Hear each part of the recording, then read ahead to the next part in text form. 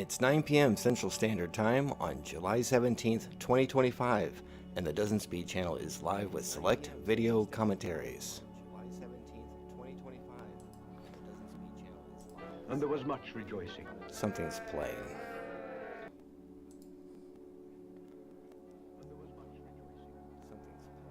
Yeah, forgot to mute this window again. Okay, let's get back to it. So, welcome everyone to the second Dozenspeed Director Commentary live stream, the part of the channel where I try to milk previous videos I made a second time for profit, with anecdotes about them in a semi-coherent fashion to the best of my ability, like a counterfeit Harold Ramis or something. Tonight's stream is estimated to be about 90 minutes and features an ambitious selection of Dozenspeed videos chosen by me.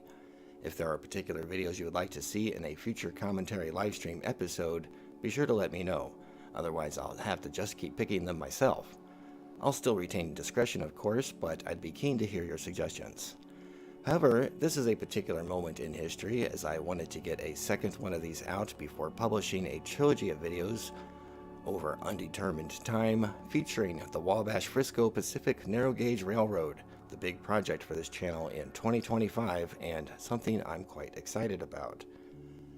Therefore, we start tonight with the recently released trailer promoting them, in case you missed it.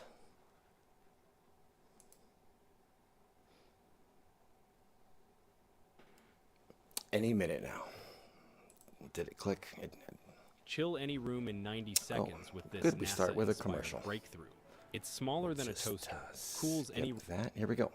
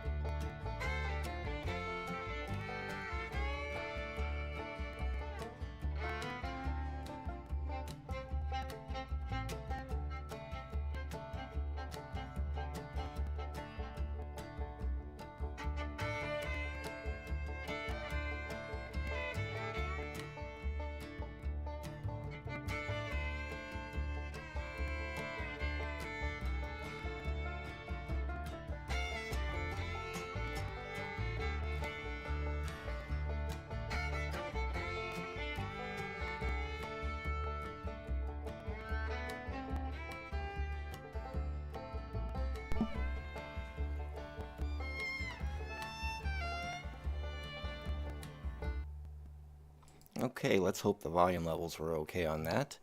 And also wanted to let you know that there don't seem to be any new comments on it to answer. So let's move on to the community post today, or from earlier today, that finally breaks down and offers some insight to the 3 upcoming Wabash-Frisco Pacific Railroad videos. I should have leaked this info well before now for effectiveness, and I'm just going to read it now, rather than attempt to reiterate. The the Washington-Frisco Pacific Railroad Trilogy video press release. Part 1 is titled The Wabash-Frisco Pacific Railroad Prepares for a New Season. This is the main video based on the initial concept I had for this project before it got so unwieldy. A narrator-introduced story told through editing as described in the title with the broadcast audience appeal. Oh boy, I'm doing a terrible job. Let me start over. This is the main video based on the initial concept I had for this project before it got so unwieldy. A narrator-introduced story told through editing, as described in the title, with the broadest audience appeal of the three films and a nerd factor level of 1. Runtime is approximately 55 minutes. It sounded a lot better in my head when I wrote it. So Part 2 doesn't have a title determined yet. This film is a longer, fly-on-the-wall piece akin to effectively being WPFRR ASMR, with no context for well over an hour, with the longest uninterrupted takes, most complete train tours, and an ungoverned train nerdism that brings it to the top factor level 3. Runtime is yet to be determined. And Part 3, the history and behind-the-scenes tour of the Wabash-Frisco Pacific Railroad. The trilogy closes out with a noble, if incomplete, effort to invite the viewer into the rarely seen inner sanctums with special historical facts and details seldom revealed in most features about the WFP Railroad. Rated Nerd Factor, Level 2, runtime will be under 60 minutes. So in summary, these three films were made of shoots from 3 different dates, and while inevitably there is an abundance of overlapping elements, styles, and tropes throughout these works, duplicate footage was kept to a minimum. I wish to express my sincere thanks for this opportunity and experience to Ian Harding, the current club president, who reached out to me at Dozenspeed Film Foundation at gmail.com and granted access to capture their quite special endeavor, and everyone else at the WFPRR, as well as and everyone else in the films. Did I write this badly or something? And I look forward to their reception. So we're finished with that, and I was supposed to be playing my song while talking. Another very amateur move. But we are going to finally get to the nitty-gritty here, and Part 1 is nearly finished. The plan is to premiere it tomorrow, barring any unforeseen gremlin, and there will be one, in which case it might be a Saturday release. But I'm close enough to make this forecast, and I'm quite anxious for everyone to see it.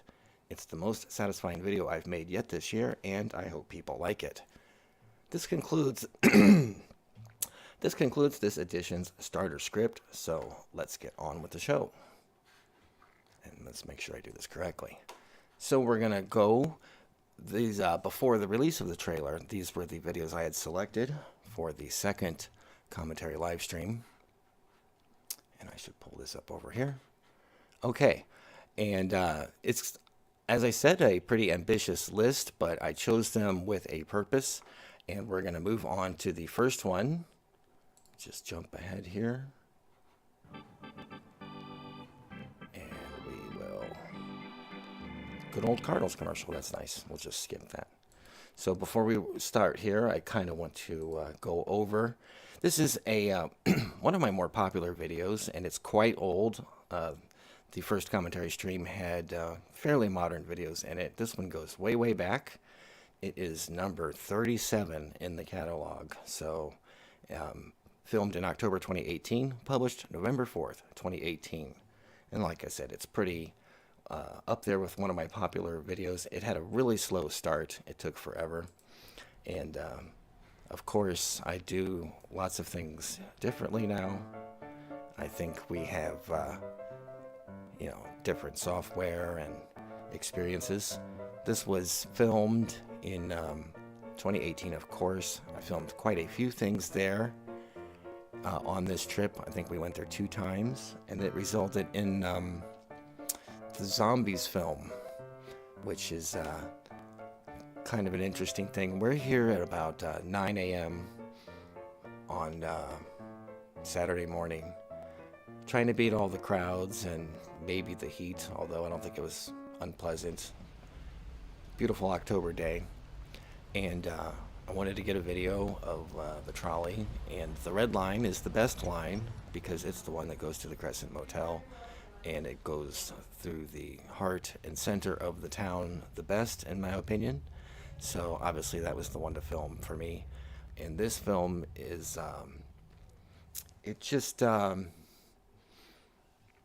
it's pretty uncut once we actually get into the trolley, and I thoughtfully went through the effort of labeling the trolley stops as they are announced by the announcer, all authentic and in camera. And this is so early in the series. There is no narration at this time. This was before I did that. And there is also no color correction. This is straight out of the camera because that's as good as I did things then.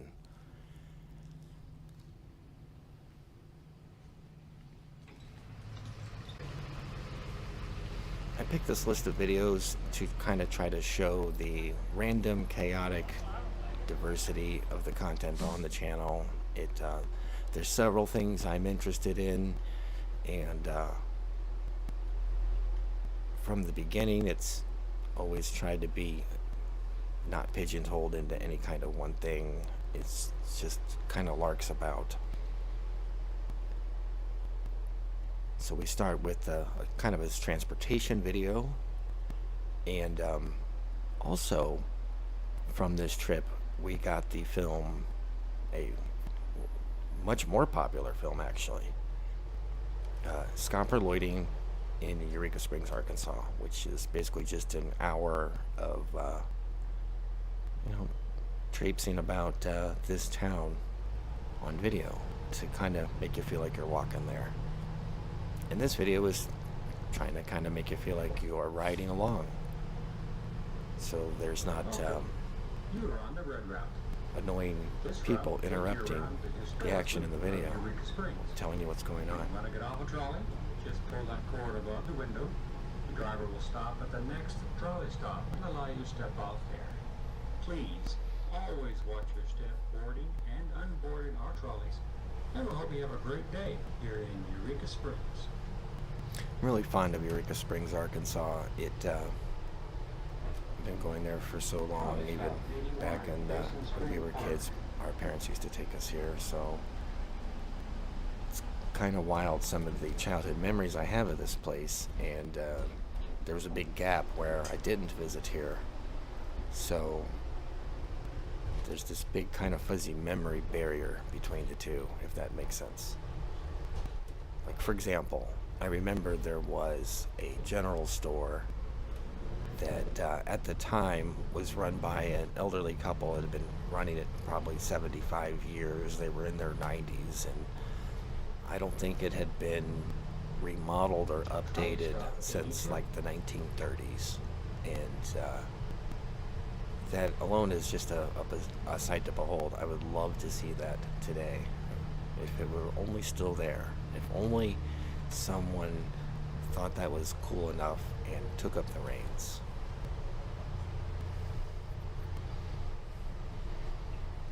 But if you don't know about Eureka Springs, Arkansas, it's quite a town. It's charming, it's small, it's touristy, yet laid back. It's got quite an eclectic group of fans. You'll see all demographics coming to enjoy Eureka Springs, Arkansas.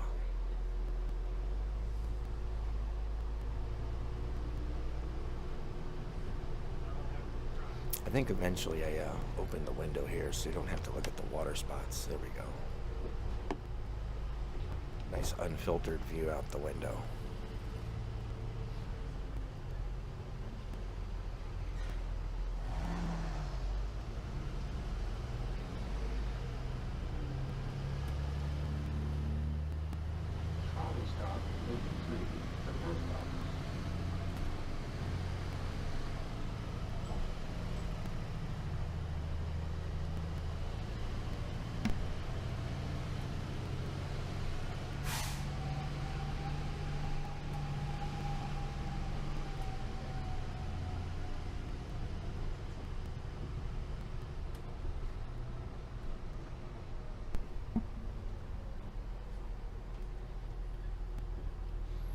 The videos on tonight's list are sort of a shorter nature, and that's why there's more of them.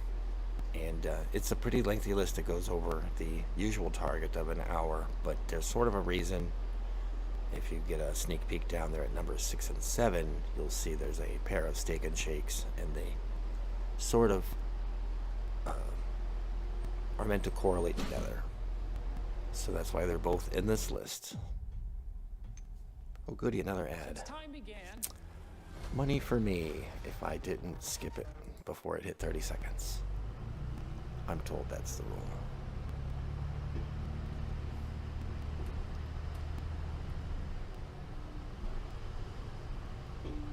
Trolley stop 84. Trying to remember. Well, there is footage I have from these trips in 2018, and I believe I also went back in 22. And surely I filmed stuff in. Well, of course I did. I put them out. What am I thinking? I put out the Creole Girls video, a restaurant that no longer exists, and the Eureka Toast place, or Eureka Roast it's called. My video title said something about toast, something silly like that. It was the Eureka Roast video, and what was the other one? Oh, the Fudge Shop. And of course the Scopper Lloyding, which has lots of great stuff in it. Lots of stores. It has some really nice footage of the inside of the New Orleans Hotel upstairs in the rooms. It was very cool to see what those look like and film those. The owner was super friendly and accommodating and really chill about me filming the place and telling me about it. I had not been doing this terribly long when I filmed that, so maybe I didn't have as much moxie as I should have. Let's just say that. How about? So we continue to climb the hill. We are on our way to the famous Crescent Hotel, which I have footage of that has not yet been assembled and published into a video. That footage is now 7 years old, and you think I might get to it one day, I don't know. And at this point it was shot on old cameras and negligent settings, so I don't have a lot of expectations for the film. Plus, of course, you know, you've got the happenstance camera work to deal with as well. Check out that house. Eureka Springs is full of bed and breakfast. All kinds of charming little bed and breakfasts and some amazing historic hotels. I was looking up historic hotels in Kansas, and I found a list. If I remember, it felt like there was half a dozen on there, and they were just hundreds of miles apart. Well, this town has at least 3 crazy historic hotels. You got the Basin Hotel, the Crescent Hotel, and the New Orleans Hotel, of course. So the Crescent video, the Crescent Hotel, I've never put out yet, and I have a rather exclusive video tour of, what was it? It was like the Eureka Springs Historical Museum, and it's been 7 years, so I don't think I'm going to get anybody in trouble, and I haven't even made the video yet, but they have a lot of signs about photography and videography and stuff, and I very politely asked if I could anyway, and they gave me an exception, and it was very nice of them, and I hope to do that justice one day. Of course, it all looks completely different now. Maybe some of the exhibits are the same, so I'm not really cheating anybody or anything. It's so old now, it would be a great time capsule. It might be really fun for them to look back and see how the store looked 7 years ago and going forward. And, you know, there's an entertainment value in that. But I was actually filming that, and I'm minding my own business, filming around upstairs. It was great, very liminal, no one around, great room noise. And a worker there saw me filming, and you know, she was alerted because she knew the rule. So she alerted me and started to intercept. And I had to quickly explain, no, I'm cool. The lady said I could. And that lady outranked her, so it was the end of the argument. It was very nice. And I get it. I know why they have to have a blanket rule like that. Maybe sometimes, who knows what bad experiences they had. It's probably tougher and tougher to enforce. I would imagine it'd be tiresome to get to enforce. But that's why it's important for me to always try to have a classy, up-and-up nature about the way I present my films and the topics I choose. I'm only interested in kind of the greater good, and situation like that where, you know, they're going to be changing those the exhibits of the museum around from time to time, so I don't think anybody will be upset about it. But that's just another video from Eureka Springs that I haven't gotten to. There's 75 to 100 of those. This has been an interesting year. Had a nice productive start cranking out videos. I'm sorry I'm not talking about this one. Look, grass and trees. If I knew anything about what species of grass and trees they were, maybe I could make some interesting commentary out of it. But instead, I'm going to tell you about my 2025 and my trials and tribulations producing content. Anyways, had a really good start. It was going really quite well. And then it finally came time after years of contemplation and debate to launch the membership program to finally try to bring a dime into this racket. And boy, did that get out of control and consuming. It was a classic video. It's like, well, I think, I'm just gonna make a 5-minute video. That thing turned out to be 40 minutes long or something stupid like that. Anyway, it's a totally different kind of video than my normal stuff. It's meant to be. It's not in the catalog officially. It's complete propaganda and shilling for money because everybody needs money. So that's the way I did it. That's the way I chose to do it. Of course, I could get on my hands and knees and beg and plead you to watch it. Feel guilted into funding this channel and the videos because it needs it. I don't want to talk about it. Look, we're at the Crescent Hotel. And, finally an edit. Well, there were edits, but they weren't time edits. They were camera edits. And I kind of consider those different things. For example, I make an uncut video. It doesn't mean I didn't speed up parts of the footage. I just meant that I didn't jump cut any real time. And there it is in its 2018 glory, the red route. Nice closing shot for the video.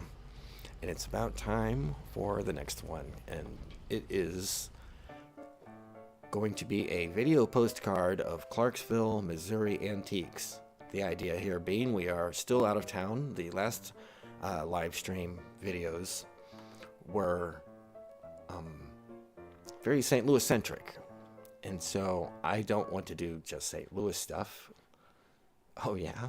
You want to ask me a question? Boy, I feel like this is a political gotcha if I click any of these. Let's just skip it. Video postcard of Clarksville, Missouri antiques from 3 years ago. Let's see. Only 180 views, but that's okay. It's a little below mean. If you're like me when those cherry days Boy, that sounds loud. Is that really loud? Come calling, sometimes you just can't resist I'm the gonna play urge to it get out of safe town for a few hours. Turn this One down a cool little spot bit I in know case is that's along too Highway loud. 79 next to the Missouri River. Okay. There you can find a quaint little town called Clarksville. Just a Now, second. Clarksville itself is an interesting little burg that has prevailed against aquatic assaults for over 2 centuries. But we're not even going to get that far in this particular film. All right. because Hopefully we also, got that if you're right. like me, This you was enjoy filmed a in good March stroll through an antique 2022. store. I found Catalog one of my number new favorites 197 on and the released southern on end of April this 18th, charming 2022. Riveropolis. Those are actually close. This is a charming little town up on Highway 79 going along the Missouri River in, I guess, north-ish eastern Missouri. A lot of this follows just over the right is the Missouri River and thus Illinois. Staging and general aura. But I like an antique store, and I like to showcase the little out-of-the-way places that you don't get to every day. What also made it Maybe give enjoyable people for some me, in addition ideas. to a pleasant conversation There's, with the owner, was a special sense of nostalgia I get in certain antique couples and stores that antique bring me back to fans days that spent need as a nice kid in one that was leisurely owned by a great uncle. activity. antique store can be kind of fun. It's really, for me, it's mostly the looking. I'm not really looking to buy very much of anything. It's actually kind of dangerous. You walk in and you see something cool that you don't need or on the shelf for $5, and you buy the thing because of nostalgia. At least that's my price bracket. Maybe you are, what comes out of the camera into the something spiritual presentable. sister of Emily Gilmore, and On this out occasion, to find I those overlooked exquisite certain Victorian antiques or bothersome something. human operator errors in the footage. I and liked I this hope you antique can store, too. and I mentioned this in the film a lot of because of the sound and The room lack of background music sound allowed me to relish in all of of the the store's the room sound texture of the room textures, which is what is I'm trying to say. tantamount for something most audio people It's hard to call explain room that. tone. I don't know what I've it taken is, advantage of and that I for this suffer film from it. as an But aesthetic exercise, as it goes from section to section. I had a attempting to relative simulate this fairly when rare I was a shopping very young child who experience. had an antique store, and I think it has something to do with it. There's I would like just to those come back memories. and film one or two more things, And a profile piece as well as a fully liminal. this effort. store, an antique store I full also of shot a old fair wooden amount of painted footage of Clarksville furniture itself in on this outing, with which I optimum, expect to do something at some you know, point. climate controlled Until humidity then, conditions. Thank you for watching. Creates a smell that, you know, I don't know what it is about painted wood that smells so good. Like a old window when you can. Am I making any sense? All right, I'll stop that.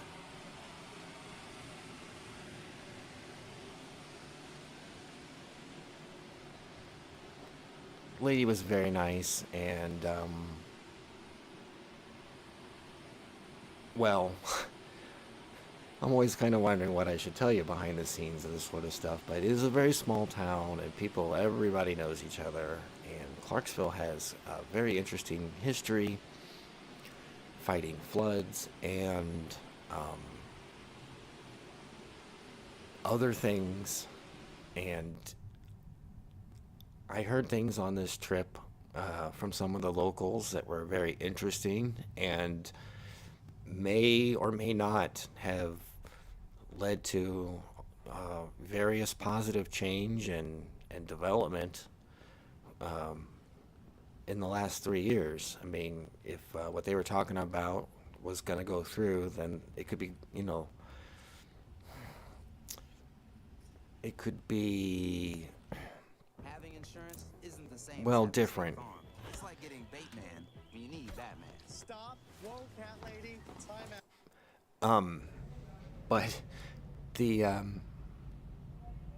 lady who ran the antique store was talking about it, and actually, I think she wrote down the mayor's phone number. As if I'm just gonna, I don't know. I need to get some more guts. As if, you know, some nice lady, you charm her enough to voluntarily get the mayor's phone number out of her. You know, I should call her, but I'm still kind of timid in a lot of ways about firing up that social battery, trying to put on my sales pitch, trying to convince people that I have wholesome, harmless intentions, and I just want to spread my love of antiquities and vintage and history and nostalgia and memories and feelings. That's a lot of what all this channel's about. Look here, it's the oldest hardware store and Steak and Shake, and there's a balance between capitalizing on the demise of a 90-year-old hamburger restaurant, but that's not all there is to do. There's, you know, taking a record and showing off and pridefully bragging about a hardware store that's lasted 150 years in business. Or perhaps, you know, this lovely little antique store that some people might not have known about. I'm sure all the die-hard people in the area know about this place. It's very easy to find. It's so visible from Highway 79. You practically can't miss it. It's just south of town. And speaking of videos that haven't been made yet, I don't know if you saw, but very old, rather popular video I made that is sort of a pilot, shall we say. It's a video called A Small Town on a Sunday. And I had certain ideas of how I wanted that video to be, you know, what I wanted it to represent. And that video turned out to be absolutely amazing. It was a huge boon to my portfolio, in my opinion. I had one of the best times making that video on that day, and I'm glad a lot of people saw it. And it's just really special, especially to me. We'll put it in a commentary one day. I can tell you all about it. But the next year, well, no, it wasn't the next year. It was 2 years, because I did that in 2018. And then 2019, I didn't really do anything with it. 2020 came around, and I had the itch to make another episode of A Small Town on a Sunday. So the idea is you pick a small town, the smaller the better. And you kind of go there on a quiet Sunday morning and trying to catch the vibe and feel what it's like and look around and just take the day at will, see what happens, see who comes out of the holes and what's about and what opens and where you might get a piece of fudge or a ice cream cone in the afternoon while you look at antique bowls and Christmas lights and Easter bunnies. So the town I selected for 2020 was Cape Girardeau. And I started out with no plan, and I engaged with locals, and some of them were cool to be on camera, and it was all started going very well. And I was getting a lot of, you should come back and talk to, you should come back and talk to, you should come back and talk to. So I was pretty keen on that, which is kind of something I generally don't like to do because it just makes things really complicated. And then, you know, if you go back and add footage, it changes the narrative of the first day's footage. Oh, we're through that video already. Are they going as fast for you guys as they're going for me? That's okay. The last one, all the videos were like 20 minutes long or something ridiculous. Skip the drama. Ask your provider for I'm going to skip this commercial, buddy. What do you think of that? Come. Oh, it won't let me skip. It says it's too short to skip. The perfect jeans for men over 50. That's wasting more time. Okay. Well, this will be a cool one to talk about. All right. I want to finish my story real quick about the small town on Sundays. So I was hyped to come back to this town on the following Sunday. I figured it would still count if I filmed on a Sunday, and see if I could catch some of these other people and have a little more prepared in warning, because, you know, it's hard to sometimes get really good stuff if you don't let anybody know you're coming, which is kind of my style. Well, you can probably predict what's going to happen in this story. That was the week the world shut down, and it was very kind of a surreal moment for me, because you were hearing the rumblings of the pandemic, but no one thought on the Sunday I filmed that by the next week everything was going to be closed and it was going to be so dystopian. Anyway, that put a huge monkey wrench into that sort of plan, and I still of course have the footage, and I can probably still make the film, and I should make the film before I visit again and leave it as it is, and then make a new visit in 2025 or whenever I get down there again, and continue it. But last thing, I also filmed an episode in 21 and 22. It seems like I kind of get this urgency to make one of those around March. Not this year. At least I suppressed it well enough. I didn't notice it. I have a lot of other stuff going on. I had that stupid money video in my mind. But there's 2 more years of it. And I guess I didn't do 23 either because it was going nowhere. But Clarksville is one of the towns. It's the 22 town. That's about the time this was shot. And the 21 town was Caledonia. And boy, I could talk about Caledonia for a while here, but we better get back to this, or this live stream is never going to end. This is 1,200 views, pretty surprising considering this is not the most interesting hyperdrive, but it's not the least watched either. Hyperdrive is this series. It goes way back to, if you look, you'll see the second video on this channel is the first hyperdrive. And, I was just, trying to put any kind of video together. I found a cool song and I took some footage and I just wanted to play with making videos. So it was a way to get started. It was a way to generate a 90-second piece of content to keep things going. But it kind of turned into a thing. This is Hyperdrive 7. There are 8 now, and I will just tell you that 9 is on the way. There hasn't been much, these hyperdrives don't come out too often. I've kind of graduated into other kinds of content more than being left with just dash cam footage. But I'll play it. Why am I'm wasting time. Again, I should be playing it. I can talk over this. We're not going to miss nothing. Filmed November 21 and catalog number 213 released in September. So, going to be 3 years old pretty soon. It's amazing how many of these things I feel like I did yesterday are 3 years old. So the hyperdrives, they're always sped up footage of a place or a route. A better film than this, I think, is Hyperdrive 8, which is St. Louis to Branson, Missouri. I would think that would be a lot more of an appealing topic to people. It starts out at the Arch, and it's essentially uncut. It would be uncut if it wasn't for a camera error. You'd have to see the film to know what I'm talking about. But it's pretty cool, and you put some EDM music on it.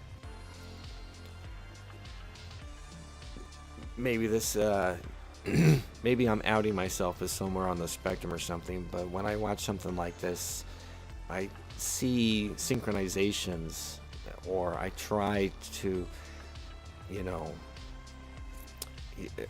like the new beat will start and the car will switch lanes onto the beat or something like that.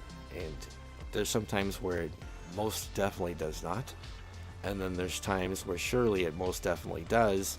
And then in the middle is a lot of, it kind of seems like it's moving to the beat.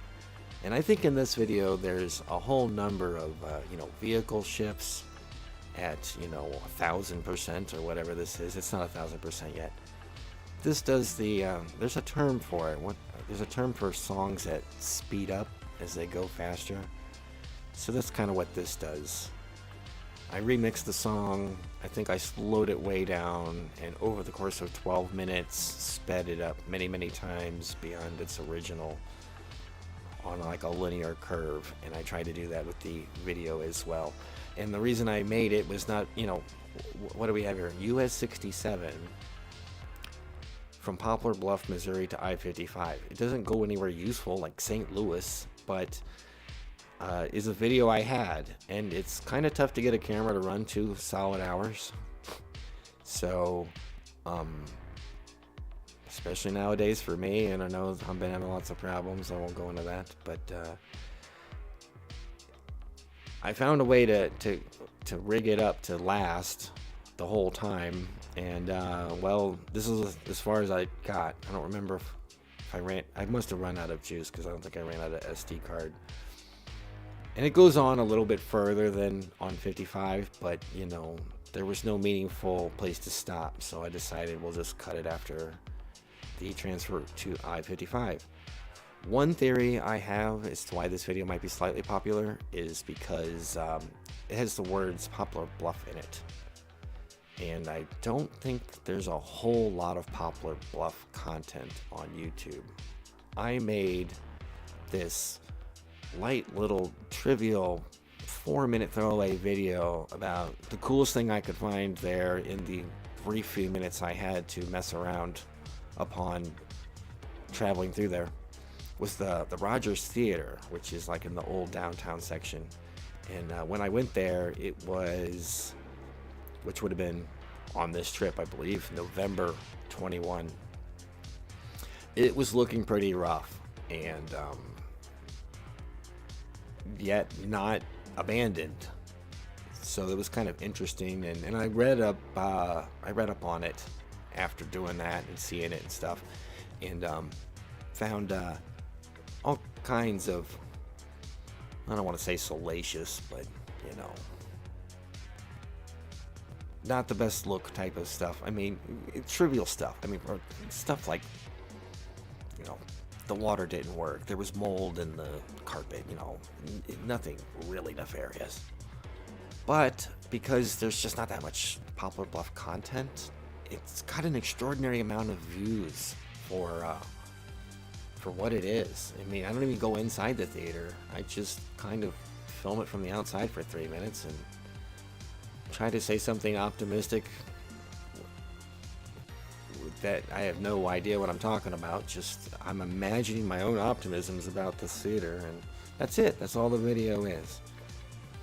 I want to just express that feeling. I look at that and I don't know what the deal is. I mean, obviously something's going wrong, and there's going to be fights between different groups of people who think it's being handled positively or negatively, and I'm not in the middle of all of that. I just look at the theater and I go, well, you know, it's just sad and it should be saved, and hopefully the humans in charge will sort their differences and we can bring back the theater for everybody.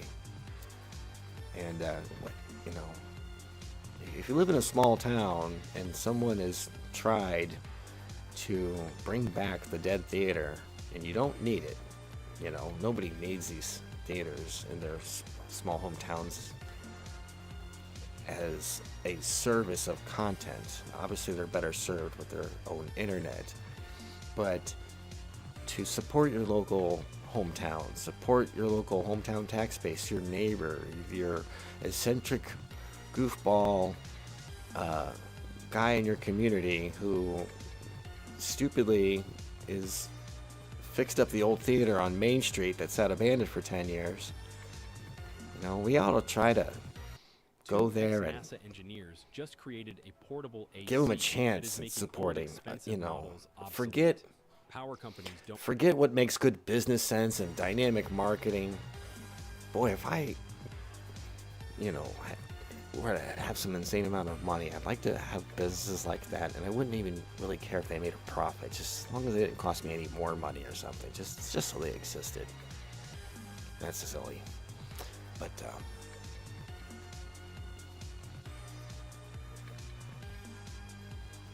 obviously how the song is speeding up, which means we should be coming close to the end. We can check here.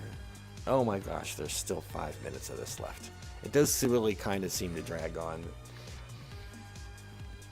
I don't know what purpose this video would really serve you. Maybe a screensaver for 12 minutes or a playlist of screensavers, because it would be okay at that. There's a lot of pixels moving. But I think sped up video is cool, and it's fun to see that alternate time speed played back. Slow motion, of course, is interesting. You can see so many things that you can't with the naked eye. And time lapses, that's all cool stuff.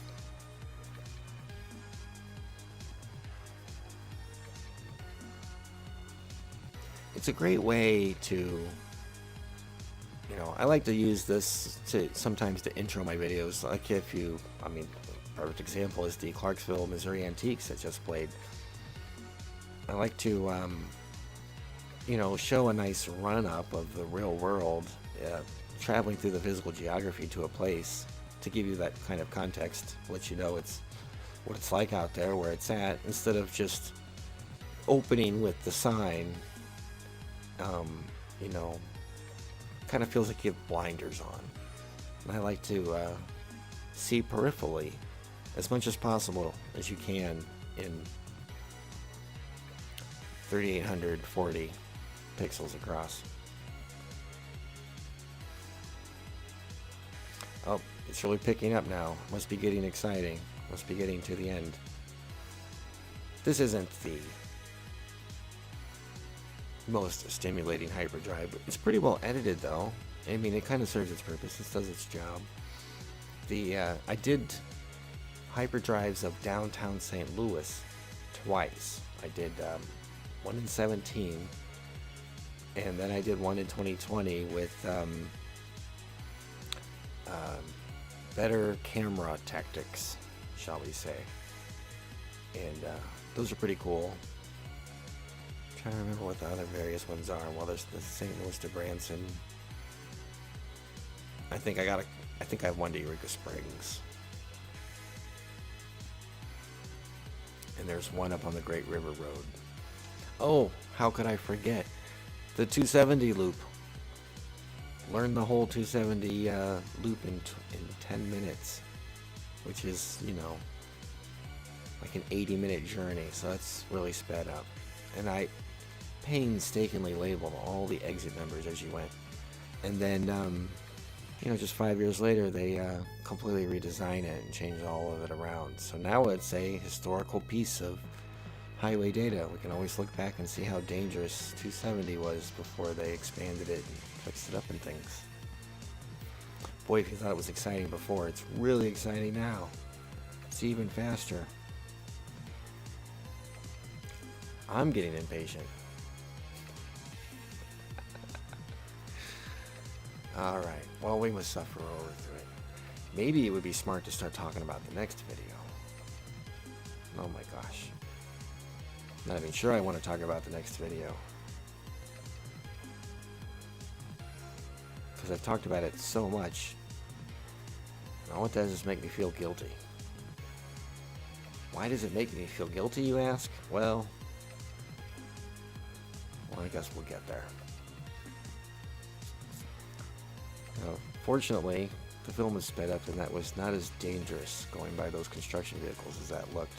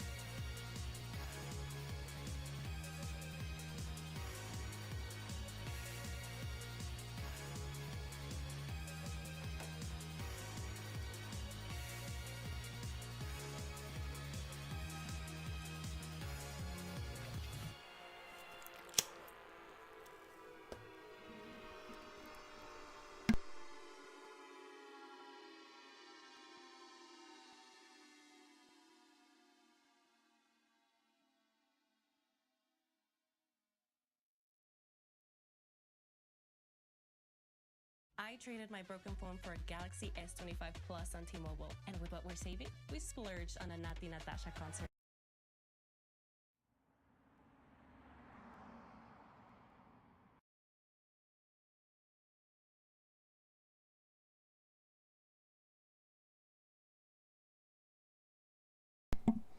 Well, sorry about that, folks. I didn't realize I was muted there. Okay.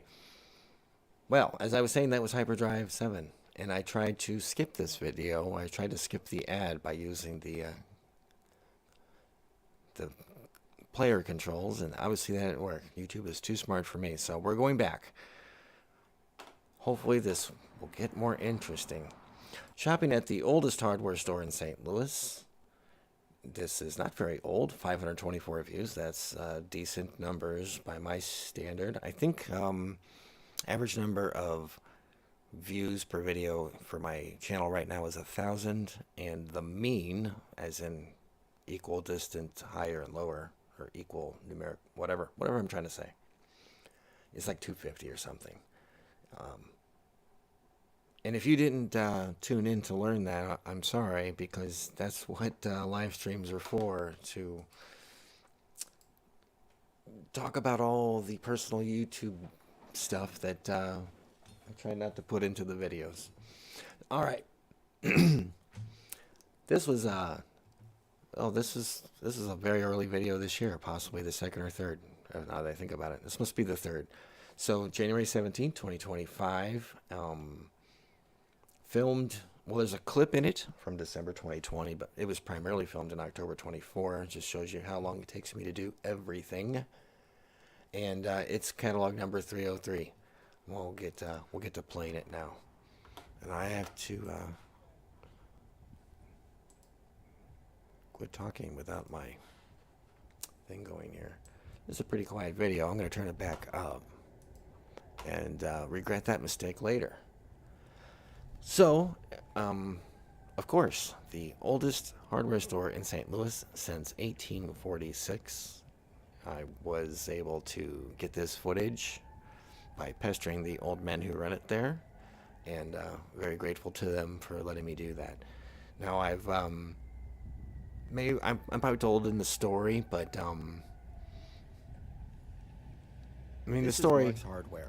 Oh, that is located loud, right isn't north it? Of downtown St. Louis, Missouri, at Benton and North 14th Street, just a couple blocks south. We'll turn that of back down. Candy. All right, see, I told you I'd regret that. Should have had faith. Faith in the volume, though. I'll promise I'll try to leave it alone now.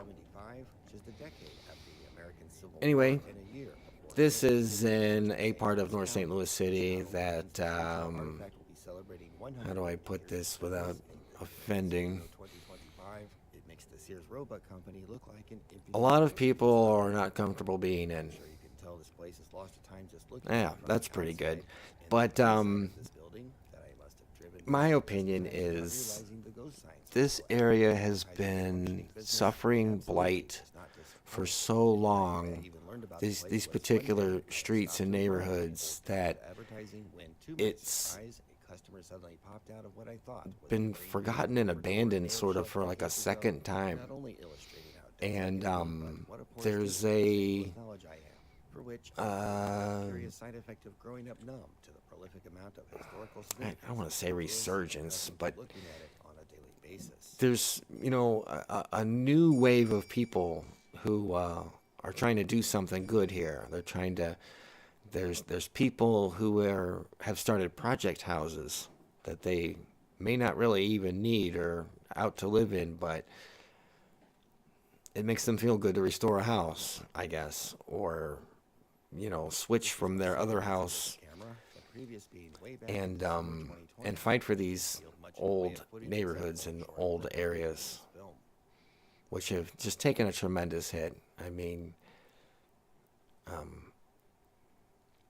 if you dismiss things like, all the low rent neighborhoods they tore down to build the arch, Store is run by two brothers actually named Marks. Excellent. if you were to classify that as Total understanding of my excitement excusable over eminent business, domain probably even for a more greater lives. civic good, but that was kind of your limit, then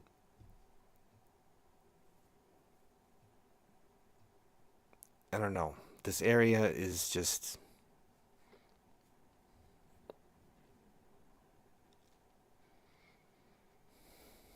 One goal for me as a media creator is to highlight something the else. I'm businesses almost that speechless are here around, just but to admirable say about it, businesses but and their owners like this, I don't have especially when really they any support connections businesses to spur on to it support and myself. appreciation for their survival in an ever-scaling I'm not a person who lived in this area, Old hardware store isn't particularly who, obscure in St. Louis lore. people who have skin in the game, He has his book shall we over say. St.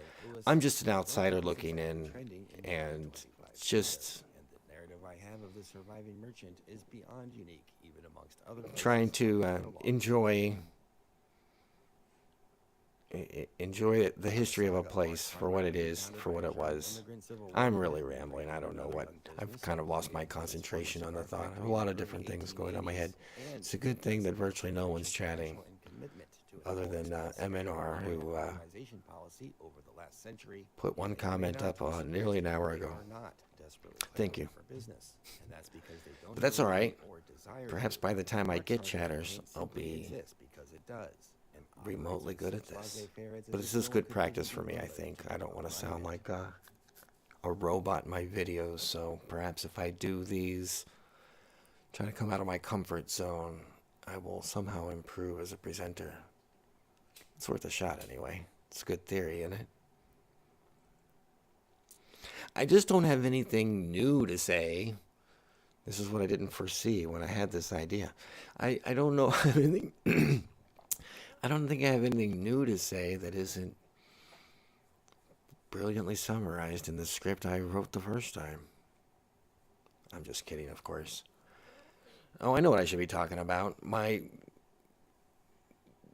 lack of fortitude in chasing these guys down and getting their life story, which they're sick of telling, and they've told to probably like 10,000 tourists, and for all I know, 5 reporters and YouTubers and media people and book writers, and they just don't care to talk to Dozenspeed anymore.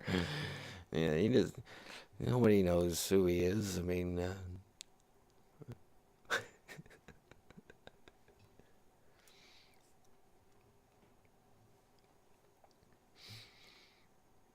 great filming opportunity, though. I had all the peace and quiet. It's such a sleepy place, at least at the time I was here. I do think they actually have surprisingly steady customers, people, loyal customers. I mean, obviously, this isn't a set piece for a movie that's just assembled. I mean, it exists because there's still a purpose to it. And this is like the only hardware store for blocks and blocks and blocks. There's like almost no hardware store of any kind for like 3 miles in any direction. It's pretty wild. If you want to argue with me about that, that's fine. But I'm spiritually right on this. I'm pretty sure. I was astounded to find this cord, that old cloth-covered iron cord. I know they existed, and it meant your appliance was really old. So if you get some, TV from a family member and the electrical power cord is cloth covered, it's like, oh my gosh, this is... In the modern age, we look at that and we just immediately think it's a fire hazard because, cloth cords fray and it's old technology, and therefore it's been around a long time and therefore probably rotted and dangerous. So... But there you can get a replacement one. You can have that authentic, current UL listed or rated listed cord and keep your 1947 iron authentic.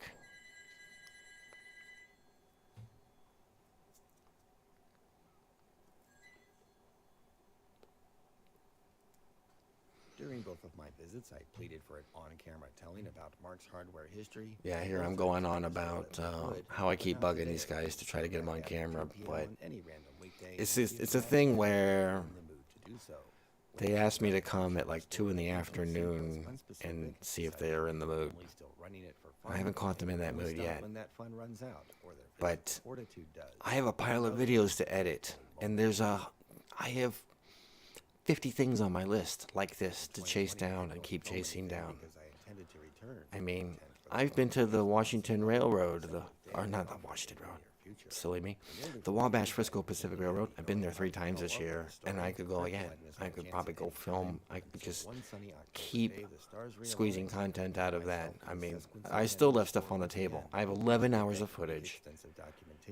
I'm making 3 videos out of it that are probably going to span 2 hours. And there's still more there. There's still more there. Of course, I have a lot of interstitial footage that most people would edit out in the videos. So if I wanted to make them pithy and presentable, it wouldn't add up to all of that. Crown Candy with their ice cream cone, creating a sort of de facto tourist attraction that doesn't charge admission one could make an argument for. Normally, I'd encourage going down there and giving them some business because it is so cool, rare, and without a 6th generation to carry the torch, probably not much longer for this world. But in this case, my recommendation comes with some caveats. As you might suspect, the neighborhood has been enduring a very tough time for decades, and if you're not the type willing to park your car in front of Crown Candy for a lunch date on a bright sunny day, I'd say an adventure down to Mark's Hardware probably isn't for you. However, if you can't resist the desire and go gawk for yourself, Try to find something to buy without fussing about the fact it's probably cheaper somewhere else, and consider the markup the price of admission.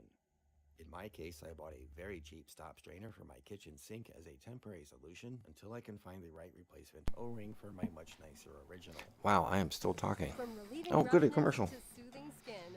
There's For Aquaphor, Walmart. Then there's Aquaphor. I suppose that's socially acceptable. And buy a car. Good deal. I'm pleased with that. This barely justified purchase goes directly Just a couple minutes left. I got a sneak peek at the clock without interrupting the video. A $5 donation for a flimsy, semi-effective 99-cent knockoff illustrates my point of solidarity and respect for the local business.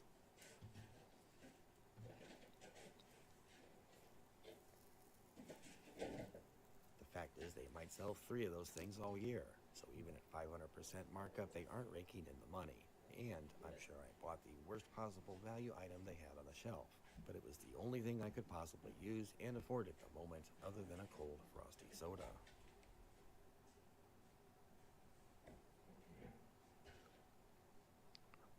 $150 is a nice, round, satisfying number that just may be the final trophy that brings permanent closure to the story. Or perhaps some Second Empire enthusiast will buy it and keep it around. Only time will tell.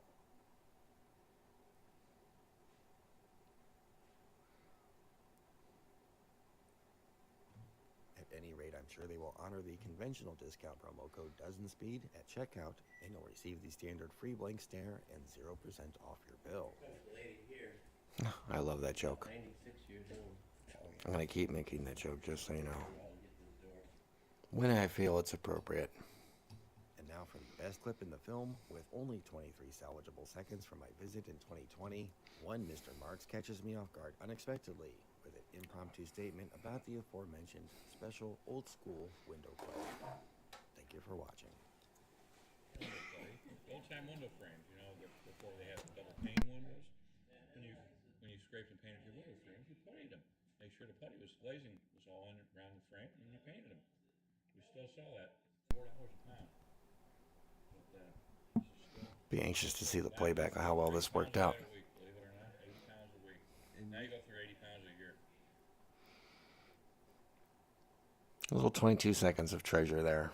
Nothing like the real guy telling you what's up for posterity. I like this little stinger here, this conversation with the customer. Classic,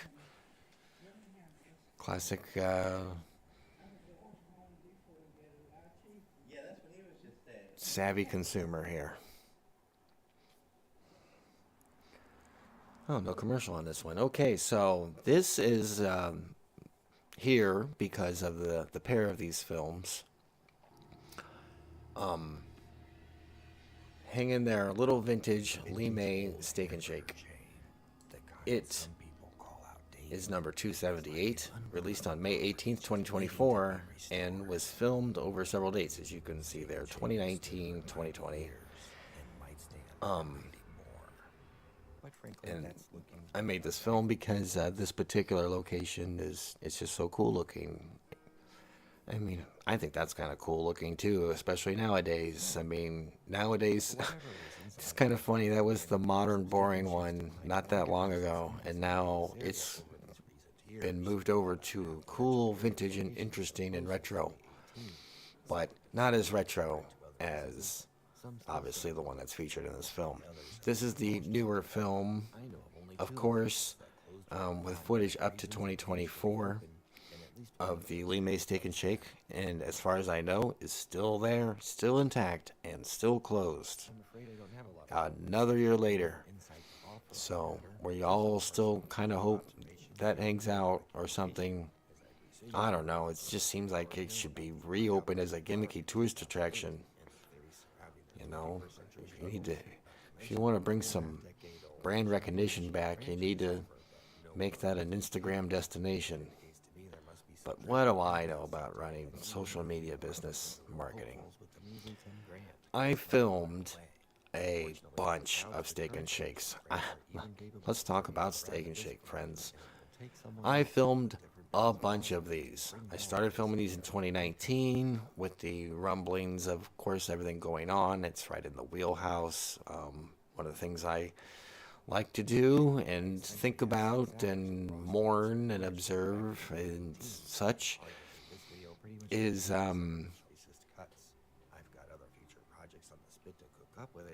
you know, I guess dying retail, for lack of a better term. It sounds harsh.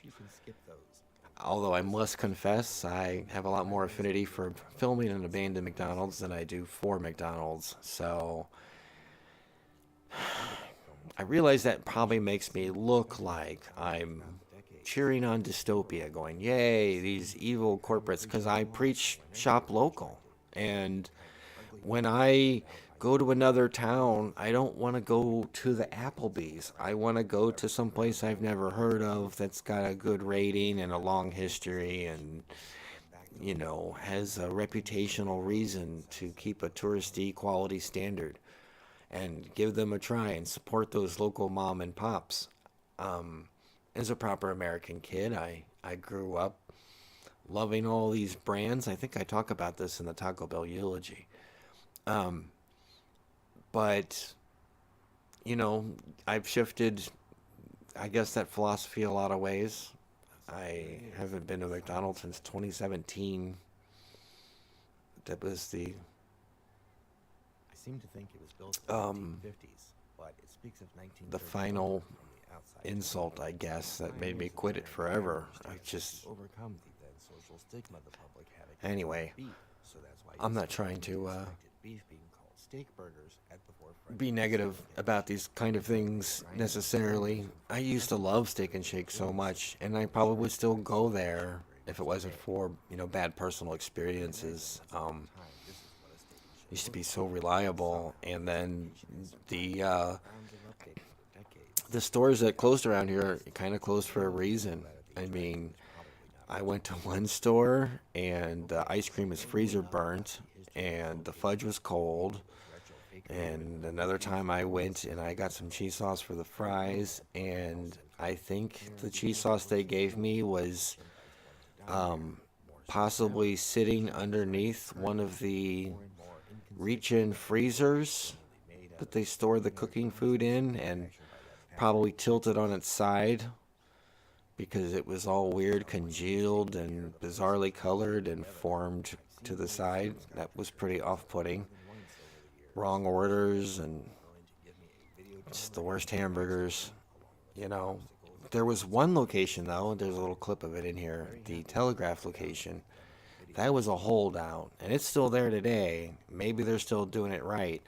But I would pass 4 Steak and Shakes to go to that one because they had the standard. You knew the food could be good if they prepared it right. And just most of these locations weren't preparing it right anymore. It's like they were almost like sabotaging it. And anyway, I'm no expert on Steak and Shake. I understand some guy took it over and kind of bilked it out of all of its money, capital, and cachet, like most private equity firms. And he wasn't even a private equity firm. He was just, but whatever. But what I'm trying to talk about here and tell you is I filmed so many of these, starting in 2019, and then, of course, in 2020, there was a lot of thumb twiddling time, and I filmed most of them again at night. I was going to make this film, and I still might, because, well, I still have all the footage. I have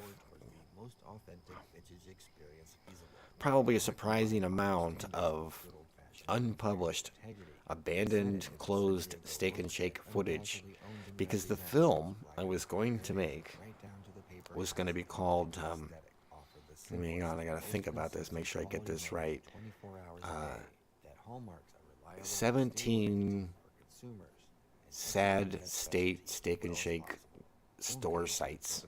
It was, you know, one of those exercises in alliteration. And I needed 17 of them. I think I got 17 or 18. But one of them's kind of a cop-out. It's like just a plot of land that had a Steak and Shake on it 20 years ago that I happen to remember and know about. But it was in there as a joke to get to 17, because 17 starts with an S and thus made the title. But there's so many Steak and Shakes of footage that I have of stores that don't exist anymore.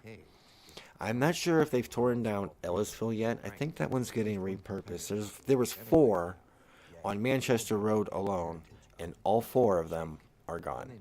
The Maplewood one, which is in here, is gone. The Baldwin one, and it's gone. And the one in Manchester, like kind of down in Town and Country, by between the first 2 Walmarts. I've been around this town a little while. Yes, there was an old Steak and Shake there. Personal fond high school age memories at that particular location, but it's gone. And I think I only have footage of that one at night because, well, let's not go into because why now. We care for your gut health, so you can focus on what matters. So I'm cheering on this Steak and Shake, documenting it, keeping an eye on it, helplessly, as if I can't do anything about it. I don't know, it's just so cool. I think, remember like in the early 2000s, the retro cars were coming in. They re-released the Beetle and the PT Cruiser and the Prowler, and it was sort of like, it wasn't like the real article as much as they were trying. It was a lot of marketing, and they did not capitalize on that idea well enough. I think that, like, the Prowler car is a good example. I mean, it wasn't that powerful. You couldn't get a stick shift in it. And,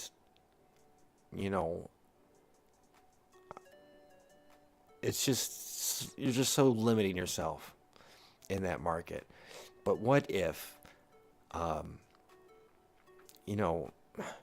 here's what's really cool is we live in 2025 and we can have all of these designs if we want. We could make a new Art Deco building or a new mid-century modern building, and not just a tribute to or a design nod to. I mean, let's go for it. Let's make let's make a new bank that looks like a new bank would have in 1960, but it's all up to code and fresh and cool.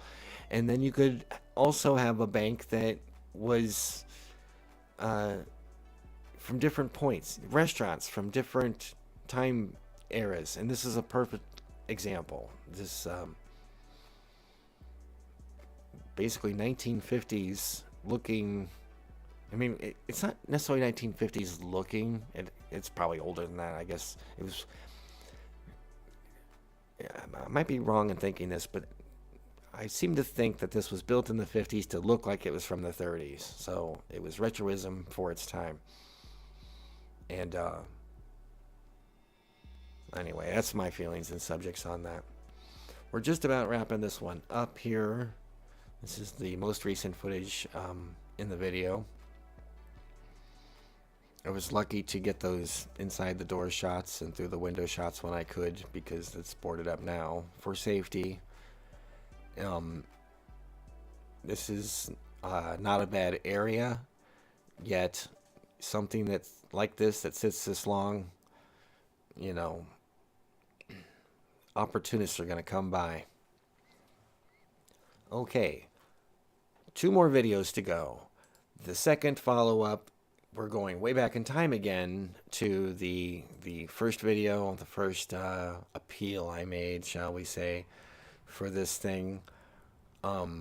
Obviously the footage does not go as modern, and the idea of this one was to try to showcase like all the various locations. So we could probably talk about that a little bit.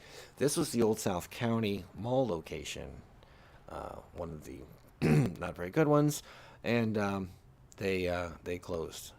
This is so old it goes into the pre-narration days.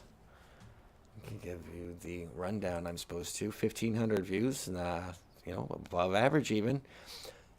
It says filmed in August 2019, number 67, released back in September 2019. And this is very important, especially when you're watching my content. You have to really pay attention Just because I put it out in 2025 doesn't mean you're not watching footage from 2018. So I like to put those dates on the end. You may have noticed I've gotten rather formulaic about it. I sort of think of it as like the library catalog card. I want it to be standard. I want it to be kind of reliable. I always want to tell you the general approximate month something was filmed. It's very important to the context of what you're seeing. And it adds to the timelessness because you're not, it's trying to get you away from thinking, oh, who cares about this? This is 5 years ago. And more like, well, this is what it looked like 5 years ago for reference and context and stuff like that. And I think that's good information to disclose.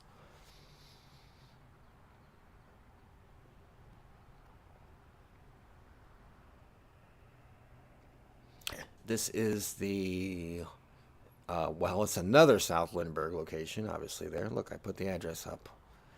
And for a long time, a lot of them had these banners on them, these franchise opportunity banners, trying to get people to take over the restaurant for $10,000, which I always thought was really cheap. I don't know, the offer sounded too good to be true. And I don't fully understand what the details of it were, but it was a bad look in my opinion because these restaurants would sit with these banners for 2 and 3 years, and it's just the message I think people would take from that is this is such a bad deal, no one will do it for even $10,000. And maybe that was true, maybe that was the thing. This is the Baldwin store in on Manchester Road. No longer in existence. They tore this down completely and built a new ground up St. Louis bread company. The Manchester one, which is not in here because I don't have any daytime shots of it, has yet to be replaced, but I think something's finally going in there. Last time I went by there recently, I don't remember what it was. It might be a new ground up restaurant, but they leveled it completely, and it was a blank field for probably 5 years. I mean, it's not quite filled in yet. And because once in a while I know a nerdy thing, that gray beige store way in the back there used to be a Grandpa Pigeons. And if that's not a name flash from the past, I don't know what is. But it was other things since then.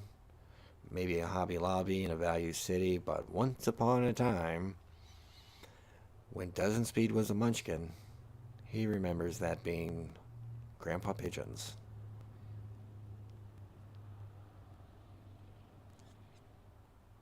Oh, what a nice guy. Always hopes the best for the brand. I don't know. I don't get a lot of satisfaction in piling on to people's problems with caustic commentaries. There's a good place for it.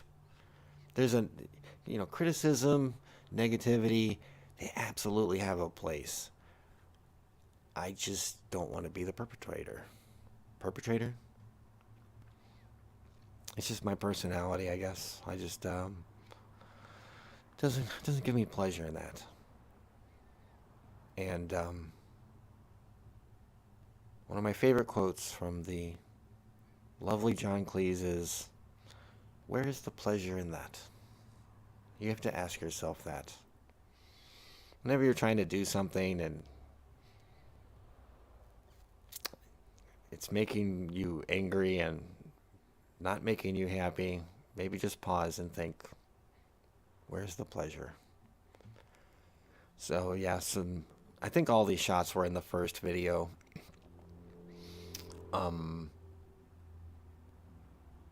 I don't know why I would have been so stupid as to not include them, but that's very cool to see. I believe it still mostly looks like that. Once in a blue moon, someone comes and works on it.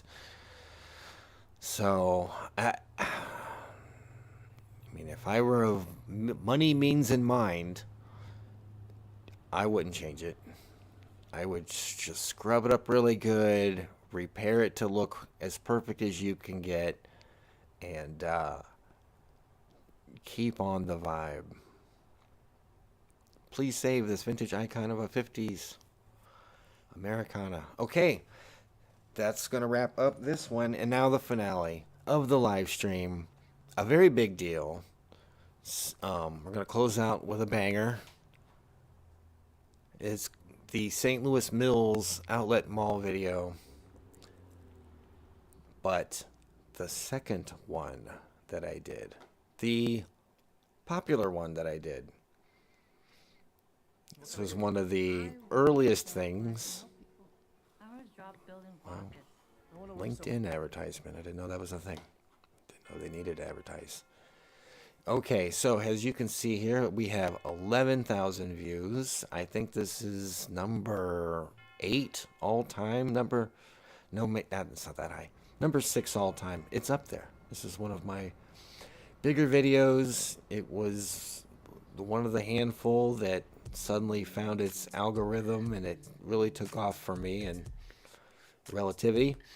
Filmed in June of 2019.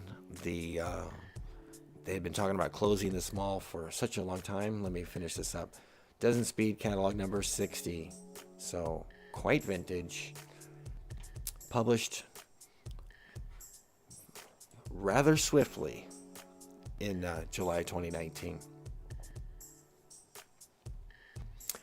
But this is a great last look at it when it still looked recognizably as its original formation, the Mills Mall. It was originally called St. Louis Mills. It was a series of the Mills Malls. There were a number of them. I feel like 2/3 of them are dead, but some of them are still around. And they were all kind of done by one developer and kind of this style. It was, you know, a branding through gaudy craziness, as you'll see on the inside of the film. But at this point in history, this mall is 99% dead. The first video I did was only 95% dead. And this is pretty cool. This was a go-kart track, and I wish I filmed it a lot better. This was the next time I ever went there. That was all ripped up and ate up. I think there's footage of it. I go inside the mall this time, but in 2020, when there wasn't enough to do, I drove around this and just filmed the outside. It had supposedly been closed, and the chances of running into somebody who might be offended at my presence increased. But this was my last chance to film the place, and kind of get whatever changes. And this is the popular film, but it one of the earliest films. I believe it's number 45, so it's not too many numbers before this, but it seems like it. And a lot of the reason that one seems like it is because it was filmed in 2017. It was one of the first things that I went to go film as a priority for the channel. I was feeling very inspired, and you know, it was there. So I went in there with no experience and dopey ideals, and I went in there and I filmed them all. And I went there 3 separate occasions. First time doesn't really count because I didn't have a stabilizer, and that was unwatchable footage.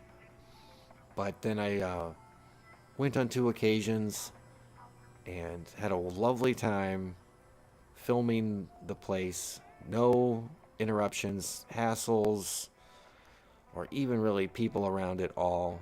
A delightfully surreal experience.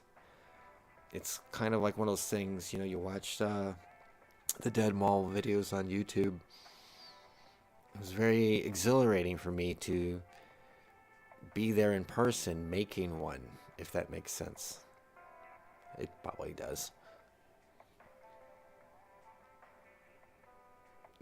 Obviously, this is not a Dead Mall channel, but it is a channel that has Dead Mall videos. once in a while. Don't expect a whole lot or too many. I still have some other mall footages to do something with at some point.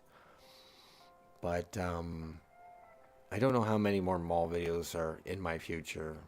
This one I wasn't super personally sentimental about with myself, and I actually have memories at it. Some of them I have no memories at really at all, so that's part of it for me a little bit. I'm a little bit more on the scale of I want to be nostalgic for a mall that I have personal nostalgia for, and I think other people are a lot more enthused in the general subject of dead malls and dying malls, and they're happy to go film any of them and see as many as they can and compare and contrast and experience all that they can that way. Some real knowledgeable diehards who put in the research and make a nice video, whereas I'm just, you know, the boomer dad participating in the Harlem Shake to be cool for a minute. Just joining the bandwagon. Hey, remember when everybody did this? I still do like them. I would like to make them. I did a major mall video not very long ago. Plug. And that was scenes from a St. Louis mall, which featured South County Mall, and it was going to be scenes from South County Mall, but I got carried away with the writing of the script, and it turned into this deep philosophical piece, so I had to make it generically about malls as a title. That was a big deal. That took me 2 months to work on it. I mean, a couple hundred hours. And that's the thing, too. I don't know if it shows, but I put time in these. I don't mean to bang on about it, but I do. And I like things to be a certain way, and I want a certain vibe to be in the video, and I work really hard for that. And that's enough about that. The earlier video that I did, you know, this would be trip 4.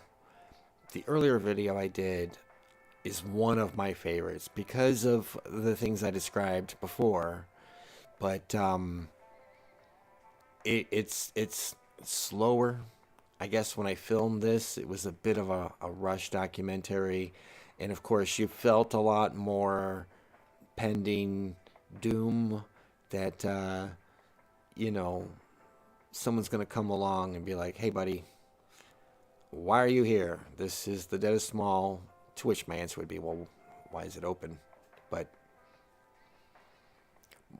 I think the answer is mall walkers. Forget about the gamer code cheat of mall walking. It's great. They sometimes open the mall, well, at least they used to. Everything's different, you know, yada, yada, yada. But, man, they used to open malls like 6:30 in the morning just for the mall walkers. And what a great time to be there if it wasn't for all the mall walkers.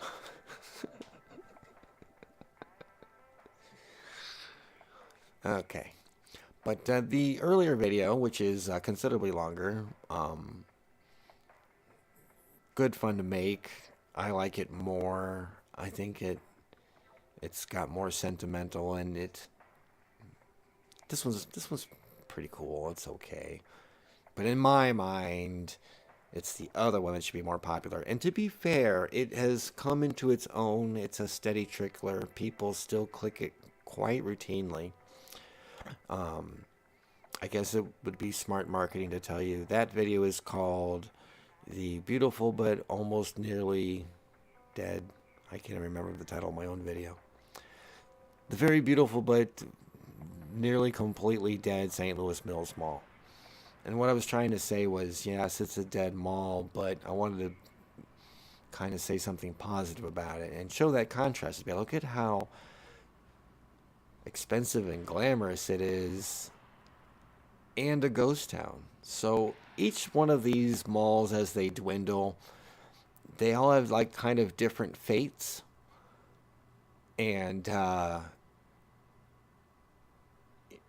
something I want to say that kind of gives me some little bit of happiness is that Chesterfield Mall did not die a grisly death like Jamestown or Rolling Acres or some of these other malls. And as of yet, this mall hasn't either. It's really been quiet in the news.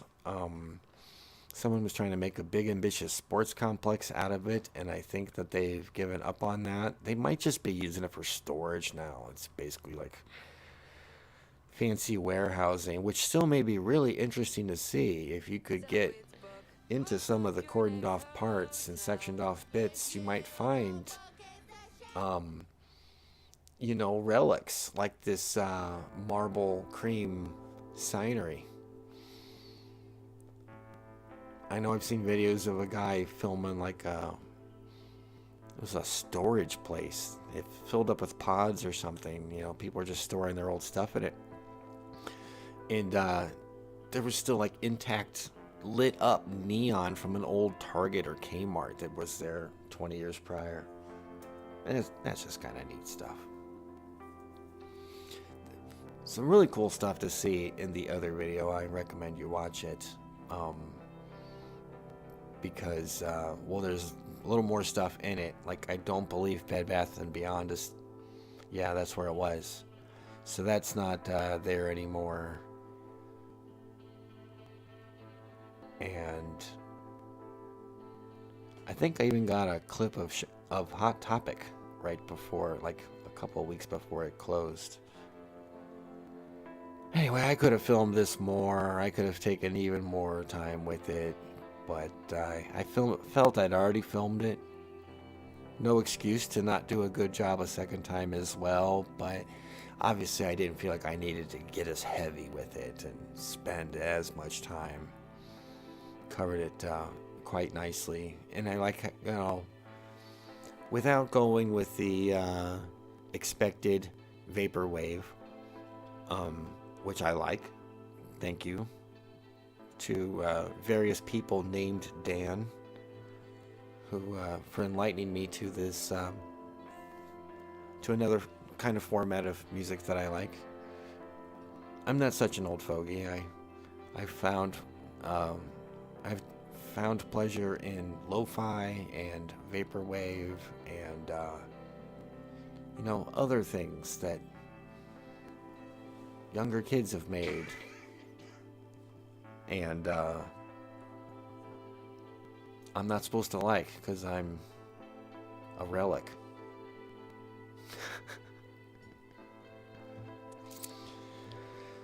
But I'm glad I went. I'm glad I filmed it. I'm glad I was able to avoid saying something snarky just now.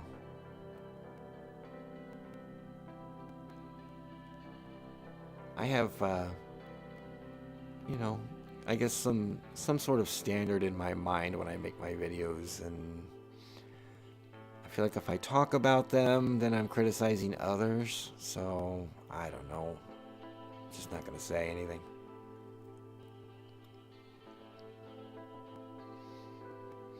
These videos, especially the other one, has got some cool audio from a Zoltar machine in it. And these arcade games. There's one of them that's like, you write ATVs or something, and I try to incorporate it into that video and you know, make it work, make it congeal with the music.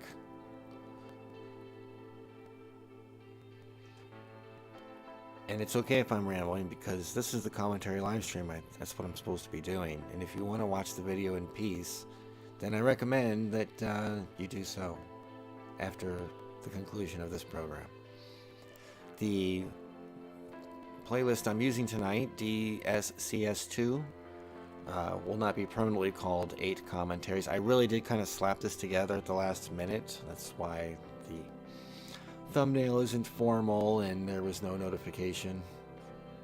But notification's overrated, I find.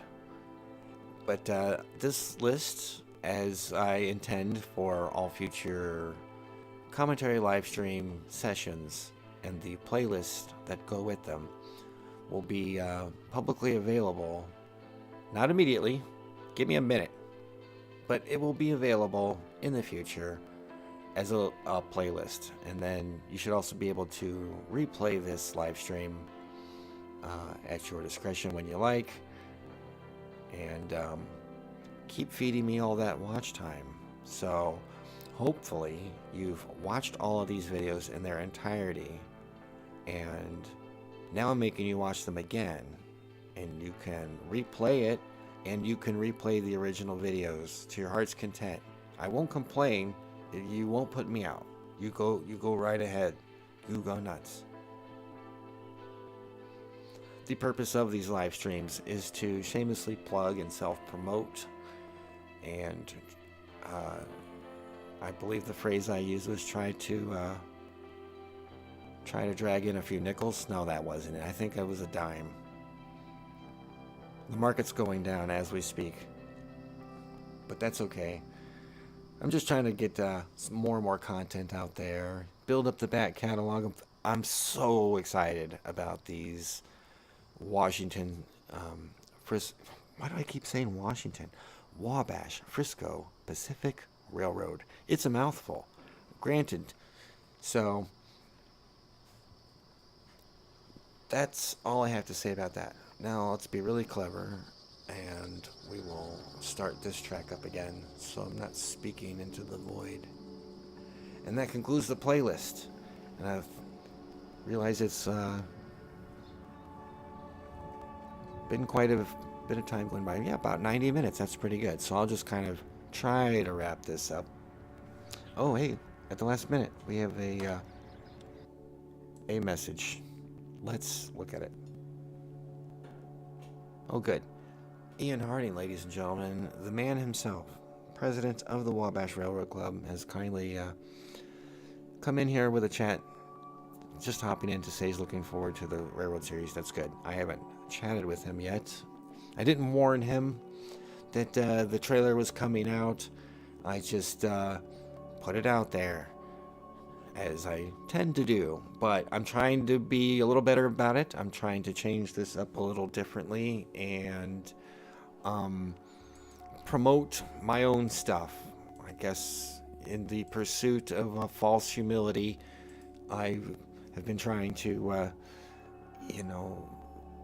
not be braggadocious. To my detriment, surely. I'm sorry, Ian. I thought you were the president. I thought you told me that. Just a board member. Well, I'll resist making a joke about that right now.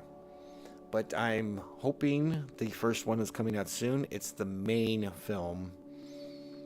It's called Wabash Frisco. I cannot speak. Wabash Frisco Pacific Railroad prepares for a new season. So it's the thing is I sit here and I toil away, and it's all kind of like a big secret, and I forget. That's why I made the post today explaining the 3 videos,